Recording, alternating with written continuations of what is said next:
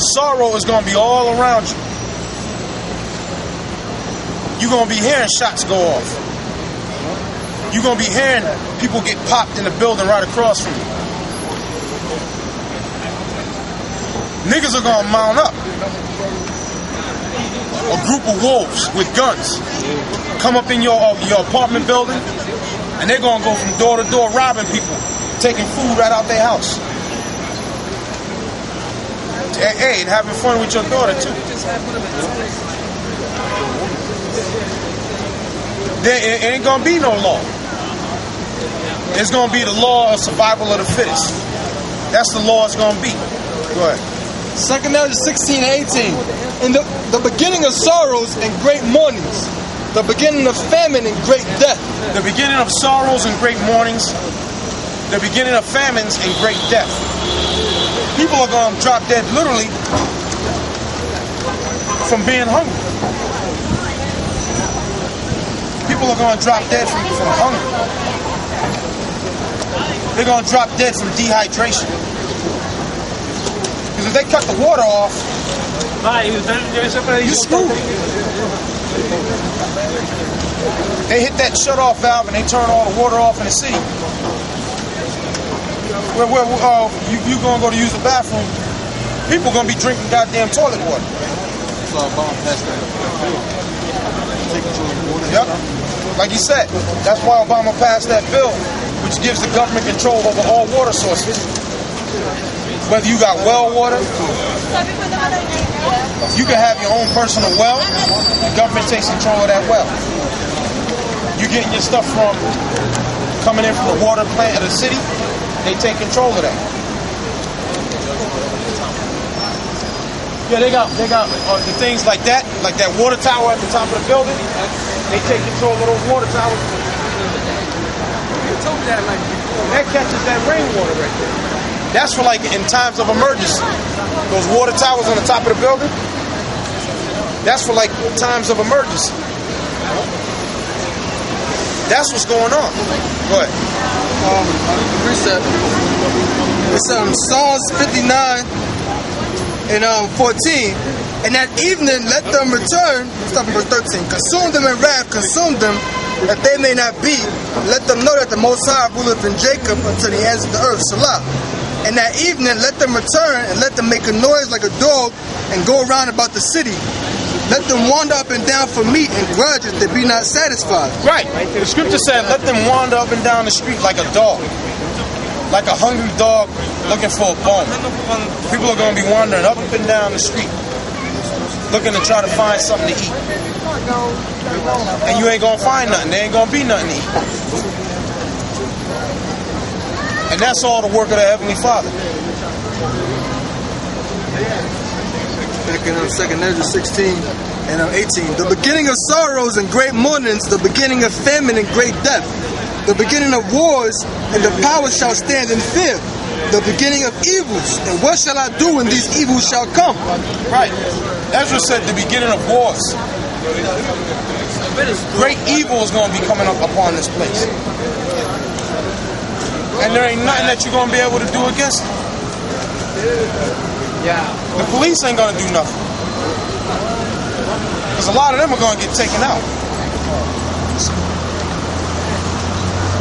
Because in that day and time, when people lose everything, they totally lose it.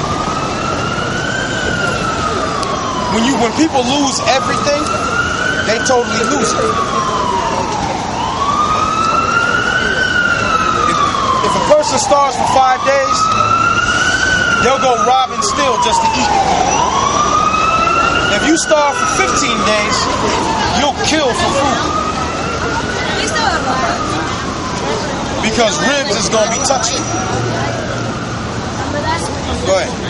Behold, famine and plague, tribulation and anguish are sent as scourges for amendment. Wait a minute. Famine and plague are sent as scourges for amendment. That's a scourge. The scourge, when you're being scourged, you're being whipped. So famine and plague sent as a scourge, that's a whip. That's one of the Most High's ways of whipping your ass. Sending you famine That's sent to whip your ass. Read it again. Behold, famine and plague, tribulation and anguish are sent as scourges for men. Famine and plague. Plague is any type of disease out there. Famine, which is starvation, and plague, diseases, is sent like as a whip. And that famine and that plague is going to be sent by the Heavenly Father. But for all these things, they shall not turn from their wickedness, nor be always mindful of their scourges. Right.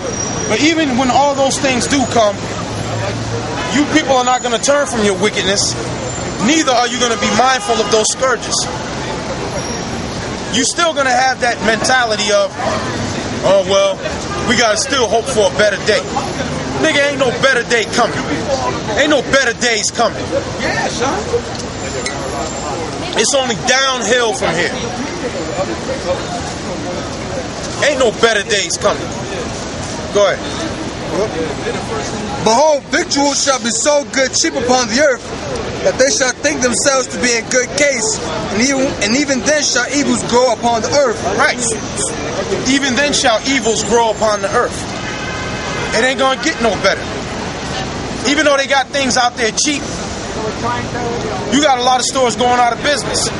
So, 80% off.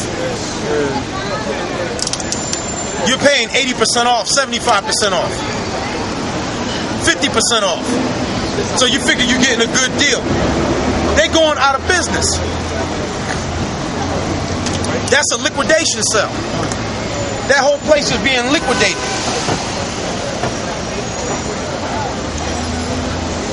That's why there ain't no jobs here in this place. All the jobs, everything is outsourced now. But you still hoping for a better day. Go ahead. That they shall think themselves to be in good case, and even then shall evils go upon the earth, sword, famine, and great confusion. Sword, famine, and great confusion. Even evils are going to be increased upon the earth in that day and time. And there ain't gonna be nobody, no people prancing up the block, wanting to go to the Beacon Theater to go see a play, or going to see the newest movie that's out, or getting on the train and going to visit your cousin in Bushwick. Shit, Brooklyn is already wild as hell as it is, and this is regular. Now imagine when Ribs is touching. Yeah, right. I mean, literally when Ribs is touching. Man, Brooklyn is gonna be like motherfucking Attica, Sing Sing, and Comstock, all in Greenhaven, all in one, with no COs. That's why I remember. I know in the '90s, a lot of the rappers, the New York rappers, used to call Brooklyn the Planet. Planet Brooklyn. Gangstar used to always, Guru used to always say that, take a trip to the planet, the place where we dwell. And he's a Boston nigga. Guru came from Boston to Brooklyn and got that record deal, and he met up with Premier and all that. They didn't grow up knowing each other. They were put together in the studio. Premier had won a DJ contest. I think it might have been the Newmark DJ contest. He won it 2 years in a row. Doing tricks on the turntables and blending beats and all that. So part of the deal was getting a deal, and then Guru won some type of thing. So the company put them in the studio together, and that's how they came together. But it's already wild down there in Bed-Stuy, Brownsville, and all that. It's already wild as hell out there. It's a norm out there during the West Indian parade, which if it didn't happen yet, when it's coming up. It's happening soon. So it's coming up soon. I think this August sometime. Yeah, next month, September. It ain't nothing for about 8, 9, maybe 20 people to get gunned down out there. That's just the norm out there. You come for the festival to get some authentic jerk chicken, and you get that jerk. You get that hammer jerked on your ass. That's what you get. Yeah, what'd you say?